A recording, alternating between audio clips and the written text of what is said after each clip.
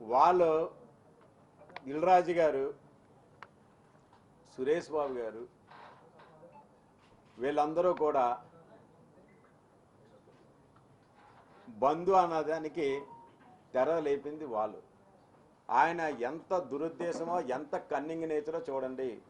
పవన్ కళ్యాణ్ గారు సోకాలు వీళ్ళందరికీ left and right ఇవ్వడంతో అతను దాన్ని దృష్టి మళ్లించడానికి నా పేరు వాడుతూ రాజమండ్రి జనసేన నేత అని పార్టీ పేరు కూడా చెప్పడం జరిగింది. అంటే దీన్ని తిరిగి మీ పార్టీ అతనే చేశాడు, మీ అక్కడి నుంచే పుట్టింది అని రాంగ్గా తెలియజేస్తూ అతను వాళ్ళ తమ్ముడిని శిరీష్ రెడ్డిని కాపాడుకోవడానికి నన్ను నా మీద అభియోగం మోపడం జరిగింది.